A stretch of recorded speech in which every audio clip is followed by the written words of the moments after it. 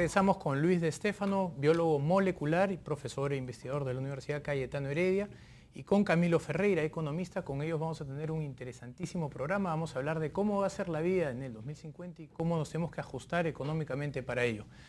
Luis, Camilo, muy buenas noches. Gracias por estar ambos en el programa. Gracias. Bien. Luis, empecemos contigo.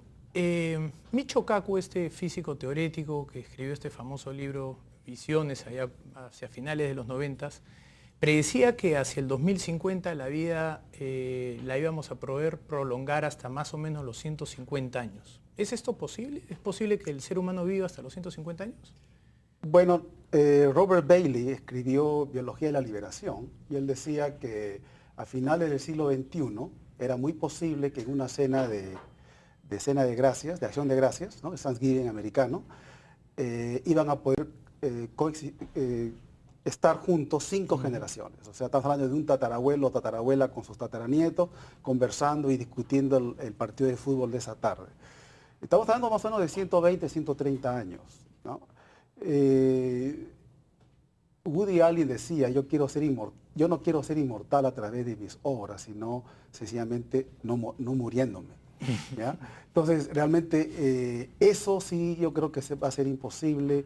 Lo que sí creo que va a ser posible es que aumentemos significativamente la esperanza de vida, la calidad de vida, pero eso por supuesto va a traer un montón de problemas económicos, pensionarios, etcétera, etcétera, ¿no? Hoy día la expectativa de vida a nivel mundial es más o menos 67 años. En el año 0 y en el Neolítico, entre el Neolítico y la Roma, digamos, era entre 20 y 23 años la edad promedio. ¿En base a qué tipo de tecnologías podemos aumentar la vida casi el doble, ¿no? Casi el doble, hasta los 130 años? Bueno, a través de mejoras en medicina. O sea, ahorita, por ejemplo, hay un sector biotecnológico que tiene que ver con tissue engineering o ingeniería de tejidos.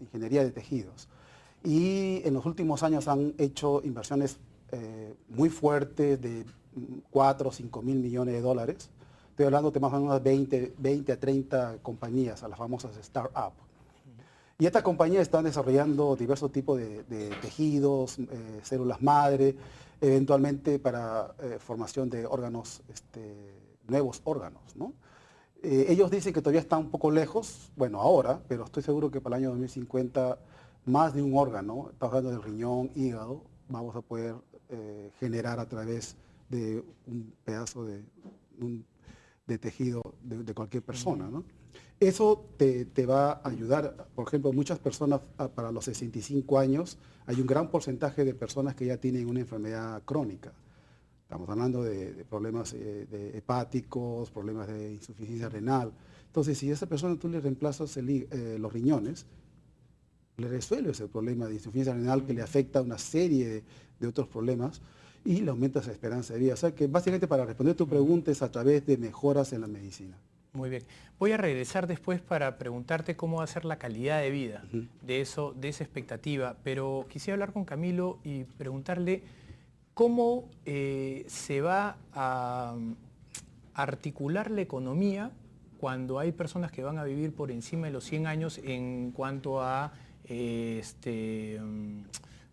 jubilación, ¿no? Edad de jubilación, lo que es el seguro, los seguros previsional, los seguros por discapacidad. O sea, ¿cómo articulamos la economía con este tipo de futuro? Sin duda los efectos netos van a ser positivos, pero va a ocurrir tremendas disrupciones, especialmente no tanto por el lado de la economía pura, sino por el lado de la economía política.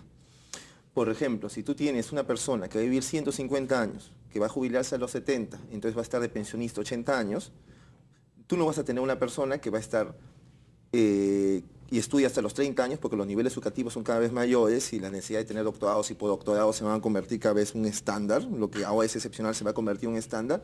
Vas a tener personas que van a estar trabajando una cuarta parte de su vida útil. Entonces va a ser necesario elevar las edades pensionarias. La realidad fiscal va a obligar a eso. Pero la política no necesariamente lo va a permitir.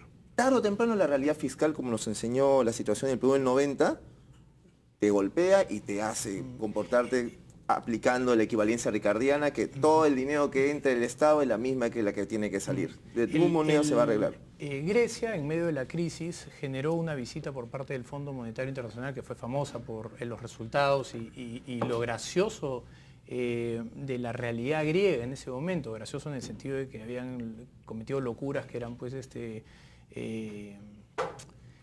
una de ellas era que la edad de jubilación de los empleados públicos era 52 años y tenían una expectativa de vida de casi 80.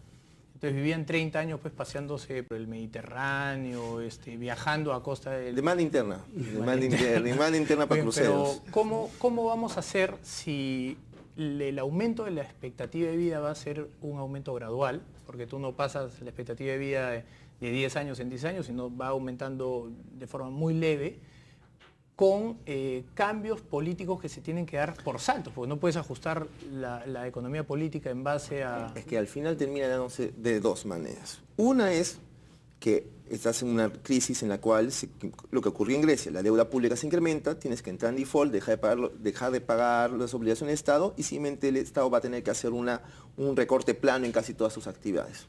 Otra manera es mediante la inflación, o sea, le sigo pagando a esa persona una pensión, pero que a causa de la emisión monetaria ha perdido su valor y en términos reales tiene un menor poder adquisitivo.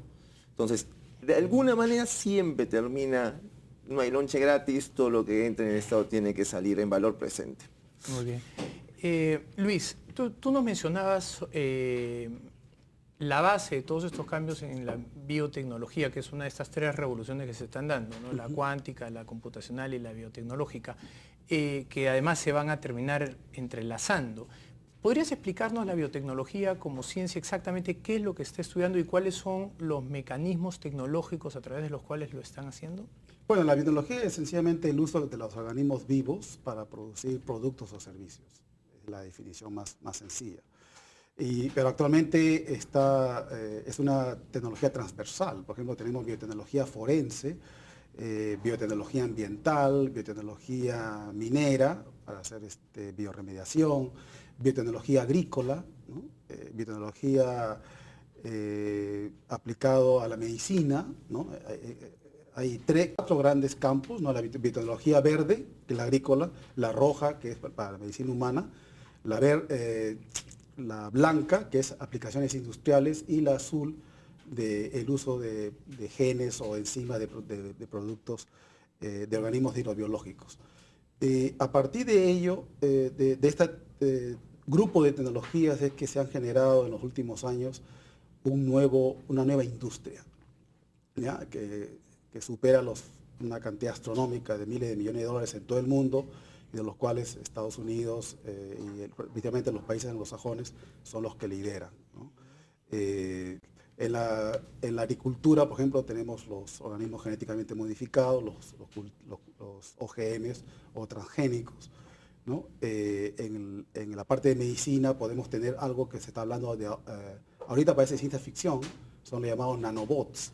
Son pequeños robots de tamaños muy pequeños que van a poder entrar al cuerpo y poder realizar funciones, reparar, controlar presión, por ejemplo, ritmo cardíaco, etcétera, etcétera, ¿no? Y esos son fabricados en base a nanotecnología. Nanotecnología, ¿no? Y esto ya vendría a ser como nanobiotecnología. Hay una tendencia a que estas tecnologías habilitadoras, las grandes tecnologías, tienden a converger en un solo producto. Tienes un producto con varios componentes. Entonces, y si volvemos a la cuestión del año 2050, el año 2050 nos va a encontrar con 2 grados, en el peor de los casos, con 2 grados de temperatura promedio en la Tierra, ¿no? Por encima de lo que tenemos ahora. Eso va a originar, por ejemplo, algo tan sencillo como que el contagio de polen en Estados Unidos se va a duplicar o triplicar. O sea, significa casos de alergia por millones, ¿no? Van a aumentar plagas, ¿no? Van a haber plagas que antes no existían en Estados Unidos o en el hemisferio norte, que van a poder migrar del trópico. Van a aumentar, va a disminuir la productividad. Por la presencia, por ejemplo, de la radiación ultravioleta, se ha perdido el 10% de la productividad del trigo ruso y de otros países. Entonces, necesitamos una tecnología, por ejemplo, en el campo de la creación de alimentos, que logre mitigar esos efectos del cambio climático. Muy bien. Vamos a hacer nuestra primera pausa y regresamos luego con Luis de Stefano y Camilo Ferreira. Estamos hablando sobre el mundo en el 2050. Regresamos.